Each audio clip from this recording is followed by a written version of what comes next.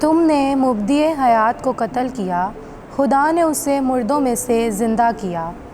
پہلی تلاوت رسولوں کے اعمال اس کا 3 باب اس کی پہلی آیت سے لے کر 26 آیت تک۔ اس وقت سب لوگ حیران ہو کر اس دیوڑی کی طرف جو سلیمان کی کہلاتی ہے، پطرس اور یوحنا کے پاس دوڑے آئے، جہاں وہ آدمی ان سے لپٹا رہا تھا۔ پطرس نے یہ دیکھ کر لوگوں سے کہا، اے اسرائیلی مردو، اس پر تم کیوں تعجب کرتے اور کیوں ہمیں ایسا تاک رہے ہو کہ گویا ہم نے اپنی قدرت یا پارسائی سے اس شخص کو چلتا پھرتا کر دیا ہے۔ ابراہیم اور اسحاق اور یعقوب کے خدا یعنی ہمارے باپ دادا کے خدا نے اپنے خادم یسوع کو جلال دیا، جسے تم نے پکڑوا دیا اور پیلاطس کے حضور انکار کیا جب اس نے اس کو چھوڑ دینے کا قصد کیا۔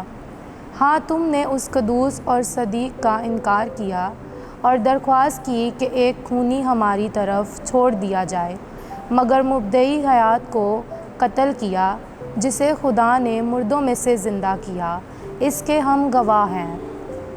اور اس کے نام پر ایمان ہونے کے سبب سے اس کے نام نے اس شخص کو مضبوط کیا ہے جسے تم دیکھتے اور جانتے ہو، اور اس ایمان نے جو اس کی طرف سے ہے تم سب کے روبرو اسے یہ کامل صحت بخشی ہے۔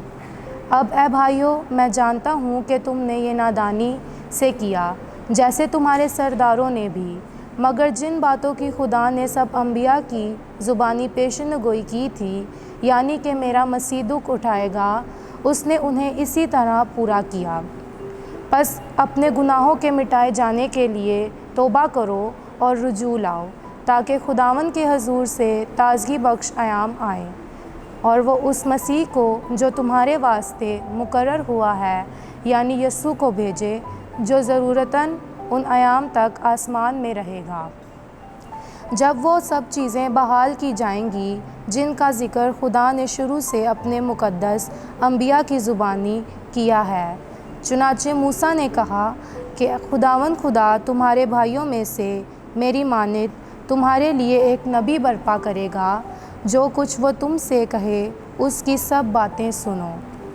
اور ایسا ہوگا کہ جو بھی انسان اس نبی کی نہ سنے گا، وہ قوم میں سے نیست و نابود کر دیا جائے گا۔ اور سیموئیل سے لے کر پچھلوں تک جتنے انبیاء نے کلام کیا ہے، ان سب نے ان دنوں کی خبر دی ہے۔ تم انبیاء کی اولاد اور اس کے عہد ہو جو خدا نے ہمارے باپ دادا سے باندھا، جب ابراہیم سے کہا کہ تیری نسل سے روئے زمین کے تمام قبیلے برکت پائیں گے۔ پہلے تمہاری ہی خاطر خدا نے اپنے خادم کو زندہ کر کے بھیجا کہ تمہیں برکت دے، تاکہ تم میں سے ہر ایک اپنی بدیوں سے پھرے۔ پاک کلام کے پڑھے اور سنے جانے پر خدا کی برکت ہو۔ خداوند کا شکر ہو۔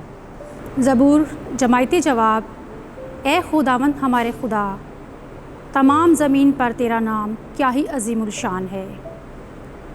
اے خداوند ہمارے خدا، تمام زمین پر تیرا نام کیا ہی عظیم الشان ہے۔ تو انسان کیا ہے کہ تو اسے یاد فرمائے، یا آدم ذات کیا ہے کہ تو اس کی خبر گیری کرے۔ جماعتی جواب: اے خداوند ہمارے خدا، تمام زمین پر تیرا نام کیا ہی عظیم الشان ہے۔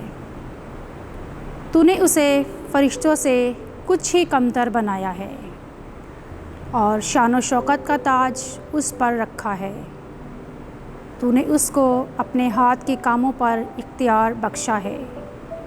جماعتی جواب: اے خداوند ہمارے خدا، تمام زمین پر تیرا نام کیا ہی عظیم الشان ہے۔ تو نے تمام چیزیں اس کے قدموں کے نیچے کر دی ہیں۔ جماعتی جواب: اے خداوند ہمارے خدا، تمام زمین پر تیرا نام کیا ہی عظیم الشان ہے۔ سب بھیڑ بکریاں اور گائے بیل، بلکہ سب جنگلی چوپائے، آسمان کے پرندے اور دریا کی مچھلیاں، اور ہر ایک چیز جو سمندروں کی راہوں میں چلتی پھرتی ہے۔